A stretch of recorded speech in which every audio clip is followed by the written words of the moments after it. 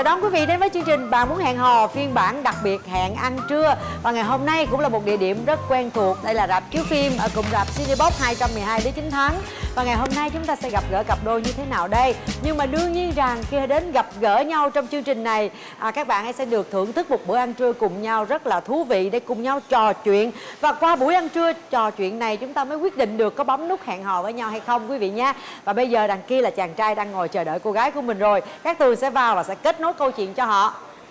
Chương trình Bạn Muốn Hẹn Hò phiên bản hẹn ăn trưa dành cho các cặp đôi vừa thưởng thức bữa trưa vừa có thể trò chuyện hẹn hò. Ban đầu thì các bạn không được nhìn thấy nhau và sẽ trò chuyện qua vách ngăn hình trái tim để tìm hiểu về đối phương.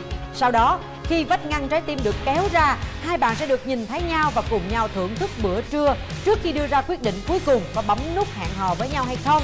Nếu cả hai cùng bấm nút, các bạn sẽ cùng dắt tay nhau ra về. Thoạt nhìn thì em thấy anh là một người khá là chín chắn. Em nghĩ anh là một người từng trải. Gọi điện cho bố mẹ là nhiều mà nhớ mẹ. Mẹ nói con ơi, sức khỏe con cái này sao rồi, tự nhiên cái khóc rồi. Rồi, xin chào bạn trai. Chào chị. Nãy giờ cảm giác của bạn khi ngồi chờ đợi thấy như thế nào? Bạn nghĩ là bạn có thể chờ đợi một người phụ nữ trong thời gian bao lâu? Nói chung ra là rất là dài, có thể là được. Có lòng thì sẽ được, chờ đợi xíu nữa nha. Dạ. Mời em gái. Dạ. Rồi, bước lên. Rồi. Đây, ghế bên trái. Ngồi xuống đi bạn. Rồi, bây giờ chúng ta có thể mở mặt nạ ra được rồi đó em trai ơi.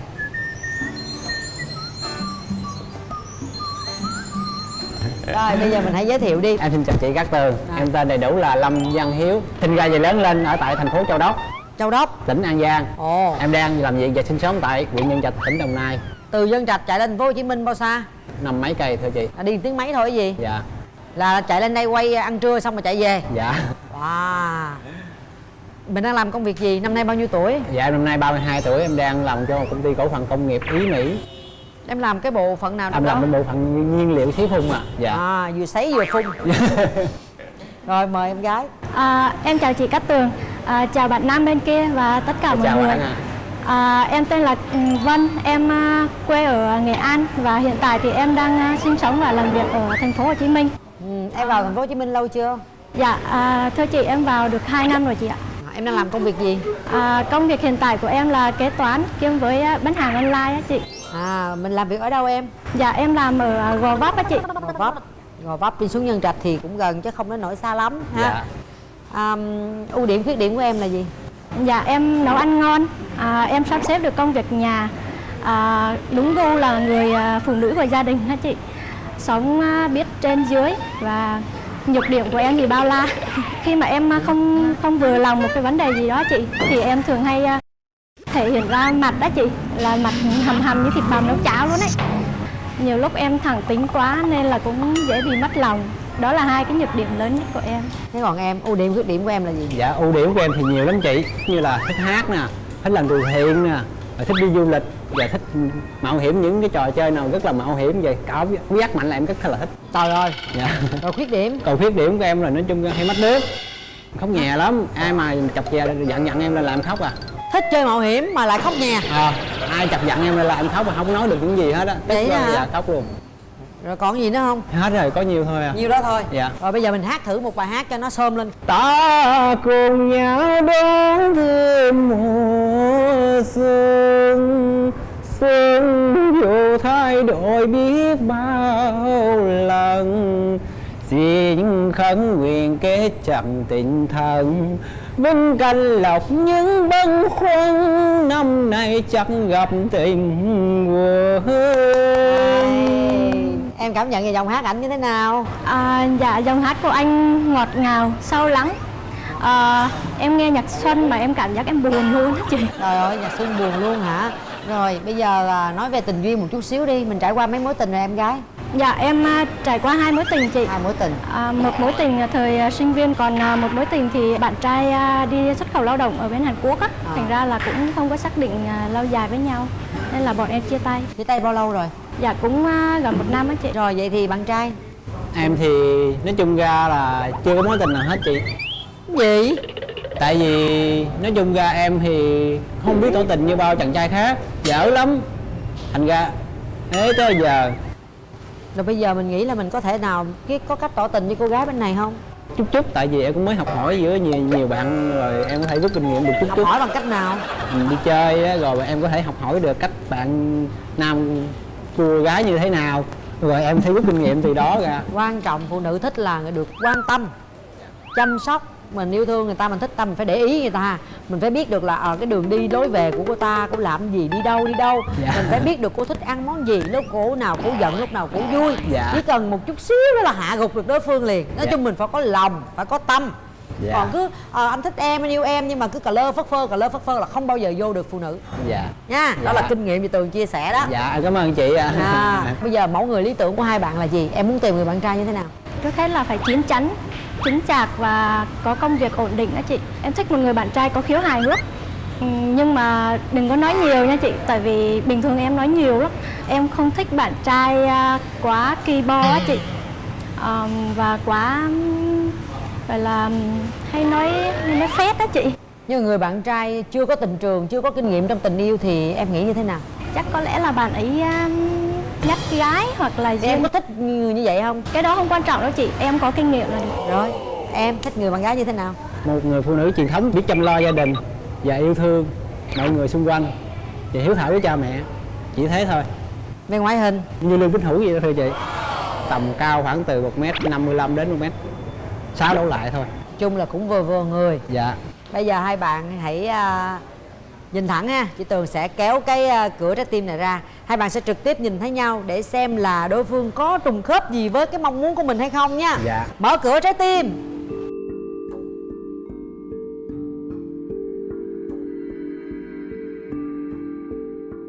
Anh có món quà để tặng em. Dạ, em cảm ơn anh. Em cảm ơn ạ. Rồi, cảm nhận đầu tiên khi mà mình nhìn thấy nhau Em thấy bạn nữ này cũng xinh. Dạ, em cảm ơn. có phù hợp với cái mẫu người em đang tìm không? Hợp được khoảng bao nhiêu phần trăm? Tầm 85% thôi chị. Dữ vậy, cao quá vậy. Rồi, em gái. Thoạt nhìn thì em thấy anh là một người khá là chín chắn. Em nghĩ anh là một người từng trải. Nhưng mà nếu mà Không nói ngờ là chưa yêu. đúng rồi chị, nếu mà nói là chưa có một mối tình vắt vai nào thì cũng hơi khó tin. Có tin thì Không. đôi cái lúc đó là sự thật. Có khi nào ra ngoài bọn em sẽ biết anh như thế nào thôi. Tại vì cái cách tỏ tình anh không ấy như người Đừng có khác. làm gì anh buồn anh khóc đó nha. Dạ. Anh này hay ở nhà lắm. Dạ. Nhà không dỗ được đâu đó. Rồi em có hay khóc không? Dạ em không hay khóc nhưng mà em hay chọc người khác khóc. Chết rồi, chết luôn. Vì là khổ đời anh. Rồi bây giờ vậy, chỉ có một cái trò chơi nho nhỏ nha. Trên đây Dạ. tay chị Tường là những cái lá bài. Mời bạn trai bốc trước. Em chọn màu đỏ đi. Đỏ đi cho nó hên Đỏ ha. nó tỏ tình thương thưa chị. Rồi màu đỏ nó tỏ tình thương một. Bạn hãy thể hiện một năng khiếu nổi bật nhất. Hát đi. Rồi hát đi. Bolero vui hay buồn? Vui đi. Vui Vui chị hay lúa. Rồi, yêu chi hay lúa? Vui. Chị ơi, Chẳng qua là duyên số anh và em có nợ nhau thôi. Cảm ơn ông trời cao đã cho đời mình thương nhau lúc nào. Anh ở thành đô ngựa xe chán ngán biết bao nhiêu dối lừa. Khi anh về đây mới thấy hương em dãi dầu nắng mưa. Biết bao người con gái mang tình yêu đến tặng cho anh. Dẫu anh không đẹp trai, biết bao cô nàng khen anh có tài. Ôi trái tài bên người yêu, gái sắc thế gian ai sánh bằng. Nhưng trên đời ai cũng thế, sao có những chuyện lạ kỳ. Hay. Rồi, mời bạn gái. dạ em chọn màu đỏ đi. Đỏ luôn hả? Dạ. Đọc lên. Bạn hãy hôn tay người đối diện và cảm nhận như thế nào? May mắn cho em quá. Anh có run không anh? Hãy đứng lên và đưa Có tay phải là cho lần bạn đầu ấy. của anh Đưa không? qua trái tim, đúng rồi. Em xin phép ạ. Dạ. Cảm ơn em. Dạ. Cảm nhận như thế nào? Chỉ mới hôn tay thôi nhưng mà em thấy cũng là anh là một người khá là ấm áp. Cũng là một người cần cù chịu khó. Em chỉ nhìn tay thôi ạ. Ghê quá, nắm tay không? Cái mà biết là cần cù chịu khó nữa. Em đoán chuẩn quá. Ok, được rồi, bây giờ thì chị Tường sẽ cho hai bạn một cái không gian riêng để trò chuyện với nhau ít phút thôi. Và chúng ta sẽ cùng nhau ăn một bữa ăn trưa. Hôm nay thì Tường đã có gọi sẵn đồ ăn cho hai bạn. Đó là món bò khoai và cơm bò cay. Ai ăn cay được nè? Em cái gì cũng được thưa chị, dễ Rồi, nuôi lắm. vậy em ăn cay được không? Dạ, cay nhẹ thì em ăn được. Còn Thôi, em ăn bò khoai đi, bên đây ăn cơm bò cay. Rồi mời đồ ăn vào. Dạ. Đây là đồ ăn như Tường đã gọi từ quán ăn nhanh Mr. Steak nằm ở 219 đường Đề Thám, phường Phạm Ngũ Lão, quận Nhất. Ở đây quán rất là đặc biệt, mình chỉ đến đó mình gọi rồi mình đem đồ ăn đi, hoặc là khi mình đi đâu chơi ở đâu đó, Dạ. picnic đi chơi với bạn bè, mình cần ăn uống nhanh, mình điện thoại trong 15-20 phút người ta sẽ mang đến cho mình luôn. Dạ. Có cái số điện thoại hotline luôn trên đây, mình có thể gọi trực tiếp ta đem tới 028 6275 4069. Dạ. Rồi bây giờ mời hai bạn cứ thưởng thức món ăn của mình. Chị Tường Dạ. cũng ra ngoài gọi tới 3 món lận, ra ngoài kia ăn. Ngồi đây để hai bạn tâm sự. Dạ. Dạ. Vừa ăn nha, ăn mới biết cảm nhận thức ăn này như thế nào rồi tâm sự với nhau nha. Dạ. Vừa miệng không anh? Ngon không? Dạ em cũng thấy ngon. Anh ăn uống có dễ không? Dễ mà. Anh tự nấu ăn hay là anh đi ăn cơm tiệm? Tự nấu có, ăn cơm tiệm có. Bữa nào xiên thì nấu, còn làm biếng thì đi ra tiệm. Dạ. Anh nấu ăn ngon không? Cũng được chút chút. Em cũng thích ăn đồ miền Tây lắm. Nào giờ em có ăn món canh chua miền Tây chưa? Dạ em ăn rồi, em thích nhất là món đó. Dạ, vậy là em sẽ có cơ hội được ăn món đó rồi. À, Canh chua bông miên biển. anh chắc là chưa ăn mấy món miền Trung nhà em đúng không? Đúng rồi. Anh chưa ra Nghệ An? Chưa, mới đi ra tới Bình Định thôi. Hết lâu lắm rồi mà chưa có một cơ hội nào đến đó được hết. Có dịp em mời anh ra quê em chơi. Đúng rồi. Sở trường của em thích hát không? Cái đó gọi là sở đoàn của em đó. Gì đó hả? Dạ. Tại vì em hát xong rồi em sợ mọi người đi hết. Anh có hay gọi điện về nhà không? Gọi điện cho bố mẹ là nhiều, nhưng mà gọi về bố lần nào cũng khóc hết á. Có sao vậy? Tại vì mình khóc nhà mà nhớ mẹ. Mẹ nói con ơi, sức khỏe con cái này thì sao rồi? Tự nhiên cái khóc à. Vậy đó, hay khóc nhà từ chỗ đó đó. Mẹ thì cũng đã lớn tuổi rồi, cũng muốn con lập một gia đình để chuyện về gia thất, để cho cha mẹ vui. Mới vậy mình mới lên chương trình Bạn Muốn Hẹn Hò để tìm một quãng đời còn lại của bên mình. Bên đây thì cũng gặp em, hy vọng sau chương trình em có thể mình với nhau, cho nhau một cái cơ hội. Sao? Cảm nhận đồ ăn bữa nay giờ Tường gọi cho hai bạn như thế nào? Dạ cũng ngon chị. Cay không? Cay. Ăn được không? Dạ được. Ngon hả? Bây giờ em ăn như thế nào? Ngon chị. Ngon ha. Ăn thì ngon rồi, ăn có người mời là quá ngon rồi. Nhưng bây giờ vô cái chuyện tình yêu hồi nãy giờ hai bạn chia sẻ được gì nhiều rồi. Bây giờ nếu mà đám cưới thì chúng ta sẽ về sinh sống ở đâu? Tùy theo bạn nữ thích thôi, bạn nữ thích đâu thì em sống đó. Bây giờ mình sẽ hẹn hò như thế nào với cái quãng đường như vậy? Một Quãng tuần đường mình như gặp vậy nhau á. được mấy lần? Thì một tuần á, thì em có thể nhín ra thời gian ra là 3 đến 4 ngày chắc có lẽ là được. Dữ vậy? Dạ, tại chắc vì không đó ông? chắc thời gian em làm rất là như thấy là như người ta vô tư. Vô tư nhưng mà em chạy nổi không? Dạ nổi, em còn làm thêm bên ngoài nữa cơ. Em làm bên tư vấn về vốn còn làm thêm nữa. Bây giờ vậy cuộc sống kinh tế tài chính em đã ổn định chưa? Dạ thưa chị, ổn định chút nào rồi chị?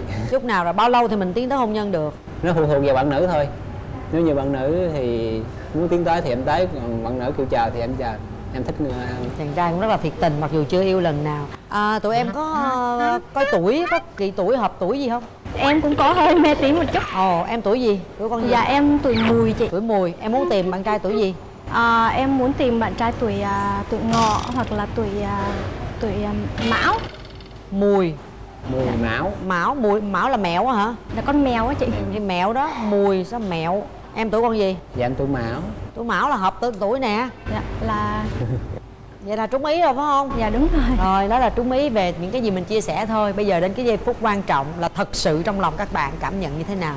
Bây giờ em phải thử tỏ tình đi. Em nói như thế nào để cô ấy có thể bấm nút cho em nghe. Nó lãng mạn, nó nhẹ nhàng một chút xíu. Thử đi, có chị ở đây ủng hộ em. Nhớ chị nhớ nha, ủng hộ em nha. Em xinh quá à. Cảm ơn.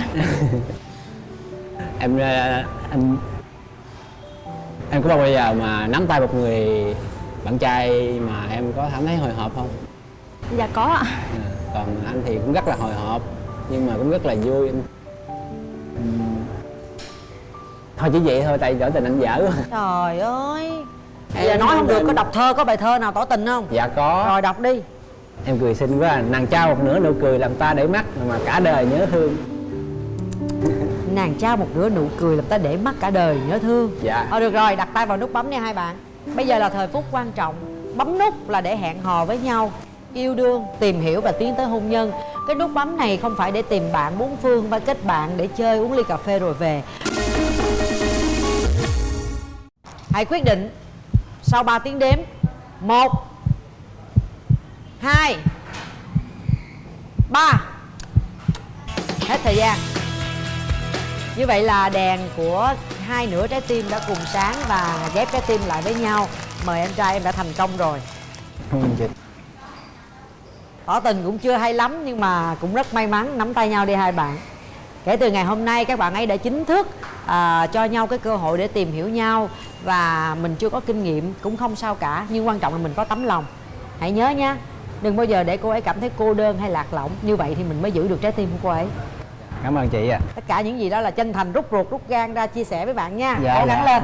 Xin gửi tặng cho hai bạn một chiếc vé xem phim của hệ thống rạp cùng chiếu phim Cinebox 212 Lý Chính Thắng. Ăn uống no rồi, lên xem phim luôn rồi chúng ta mới về. Như vậy thì rất là thuận lợi rồi. Nắm tay nhau, không vì quà mà buông ra đâu. Rồi nha. Chúc hai bạn sẽ sớm báo tin vui cho chúng tôi. Kính thưa quý vị, và chương trình Bạn Muốn Hẹn Hò phiên bản đặc biệt Hẹn Ăn Trưa xin phép được tạm dừng tại đây. Và quý vị hãy nhớ đón xem chương trình nhé. Khung giờ rất là quen thuộc, 12 giờ thứ Tư hàng tuần trên kênh YouTube MCV Media hoặc là trên kênh fanpage của Bạn Muốn Hẹn Hò. Nếu như mà các bạn đến với chương trình mà bấm nút như vậy rồi thì các bạn sẽ được nhận một cái thẻ xem phim của Cinebox.